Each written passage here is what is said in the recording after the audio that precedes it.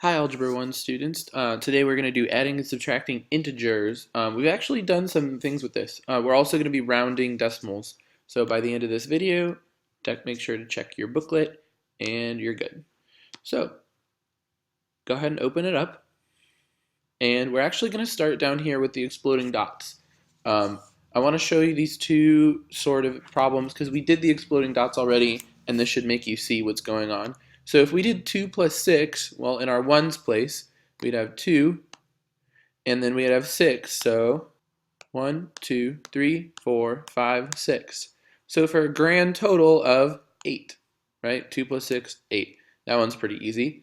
Then if we have negative 4 plus negative 1, well, if we have negative numbers, remember those are those anti-dots.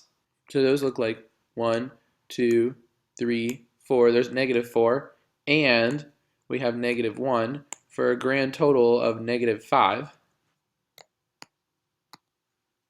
So if we go up to what we do at the beginning and we have a rule for this, notice that 2 and 6 are both positive numbers, and negative 4 and negative 1 are both negative numbers.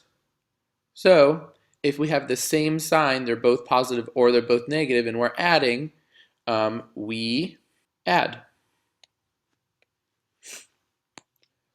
So just like we did, same sign, we add. They're both negative, it becomes more negative, negative 5. Okay, if we think of in the real world situation, we have $2 and we get 6 more dollars, we have $8. If I owe Steve $4 and I owe Stephanie $1, I owe $5 to both of them, that's why it's negative. Okay, so if we go down back to exploding dots again, we have positive 3 plus negative 7.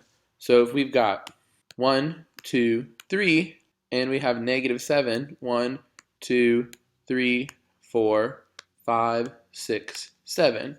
Well, remember some of these cancel each other out because they're zero pairs. So we've got here, cancel, cancel, cancel. We're left with negative 4.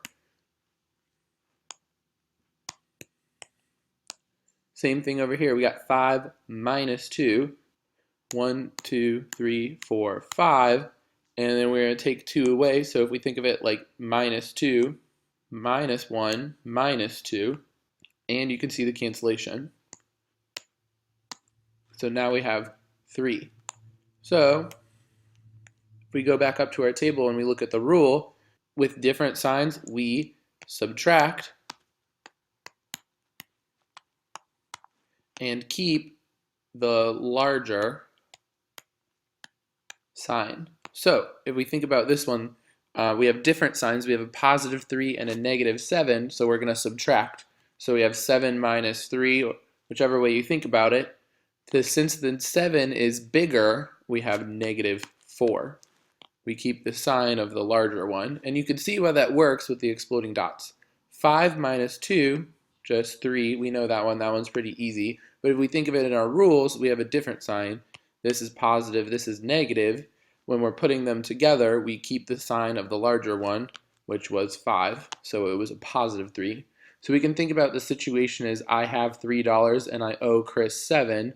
Well, if I pay it off, then I will still owe $4 because I can only pay 3. If I think of I have $5 and gave Chelsea 2, same thing, I have $3 left. So now we'll move on to rounding. The adding should be pretty good at this point. So here's the rule for rounding. 5 and up, round it up. 4 and below, let it go. All right, so let's see what that looks like. If we want to round this to the tens place, well, we have to find it. This is the ones place. This is the tens place. So we're rounding to the tens.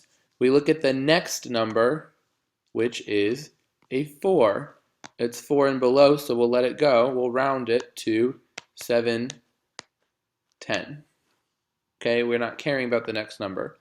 If we want to round this to hundredths, remember we have tens, hundredths, thousands.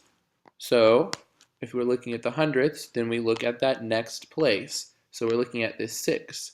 So since it's above 5, we round it up. We've got 1.73. We want to round this to thousands. So we've got 3.1496. Well, we've got tens, hundredths, thousandths. So we're looking at that 9. We have to round it up because the 6 is bigger than 5. So we round this up to 10, which means that we also need to continue it. So it's 3.150, right? Because this turned into a 10, so it carried over. Okay, we need that 0 in there because it's rounded to the thousands. If we want to round this to hundredths, tens, hundredths, we look at this 4, and then we look at that next number, which is 9. Since it's above 5, we round up. 3.15. Notice the difference. 3.150 is rounded to thousands. 3.15 is hundredths. You need that many places. Round this to tenths, so it's the first one. So we look at 7, so we round it up. 1.3. We don't care about the rest. And finally, we want to round to 3 decimal places. It might ask you it in that way. So we've got 1 decimal place, 2, 3. We look at the next one, which is 5. So we round that up as well. 1.274. All right.